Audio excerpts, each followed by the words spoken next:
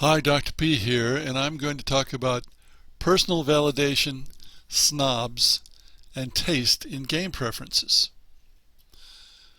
Usual caveat, I make these with the idea that people are going to listen to them. The slides are rather wordy, but that helps people with impaired hearing or for whom English is a second language. There's an element of a long rant in the following, but I also think my explanations make a lot of sense. So we're talking about having taste. If you have any kind of taste, you like some things, you dislike other things, and you can usually explain why. I'm not talking about taste from the tongue, I'm talking about preferences. Now, I don't understand, emotionally at least, people who have 10 or 20,000 songs on their personal music player. No, I don't use a personal music player, but I use a desktop many hours a day.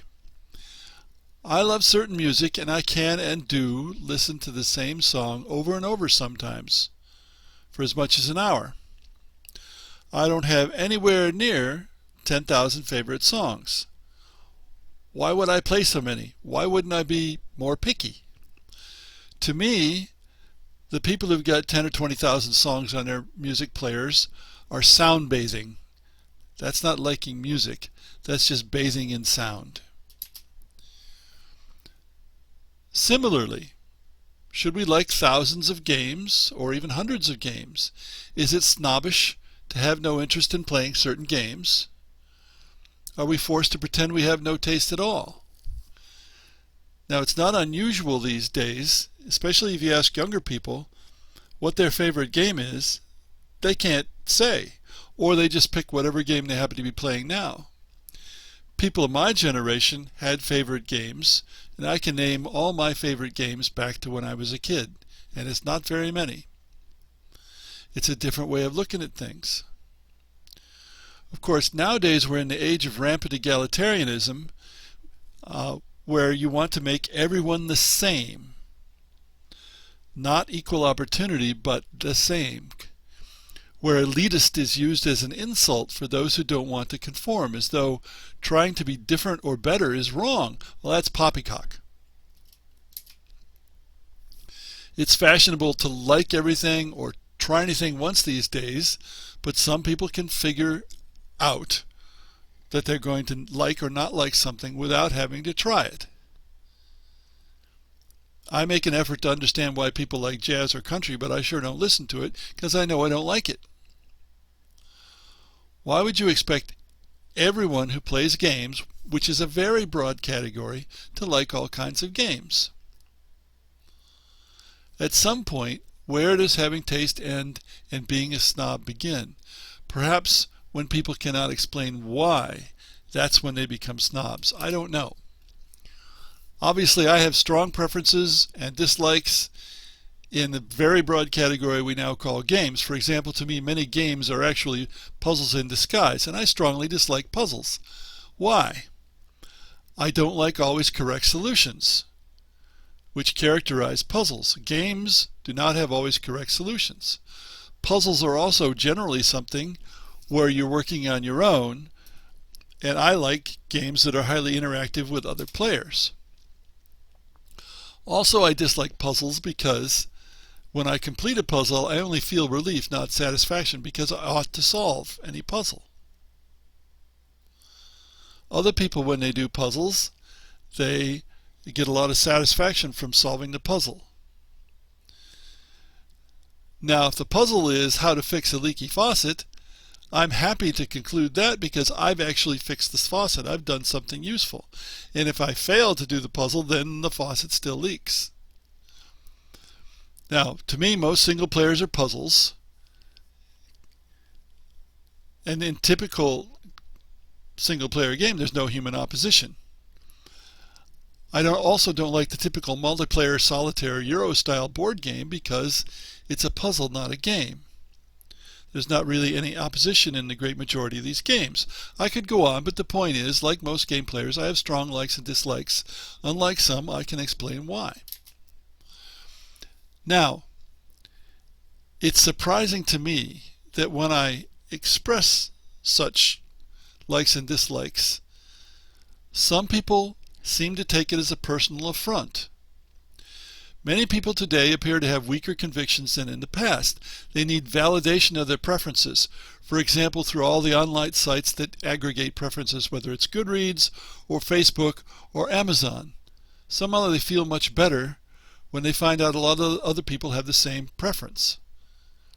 That comes from a lack of self-esteem, which, as far as I'm concerned, is engendered by a broken K-12 system that encourages false esteem without productivity or accomplishment, and as people get older they realize they're empty. So I have found that when I express my likes, especially online, or dislikes, people try to convince me to change my mind even after hearing my reasons. If only you whatever, you'd find you like them. No, I wouldn't. At age 65 I have a good idea of what I like and dislike. It's not bad, I just dislike it. People sometimes even become angry with me because I won't agree with their preferences. And to that I say, hell's bells. If you don't have the courage of your convictions, get out of town. I don't have time for you. My dislike shouldn't affect your like.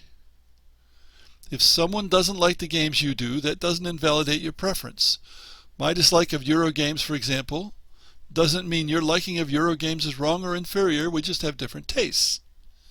It's like chicken. I like chicken. Some people don't. That doesn't bother me at all.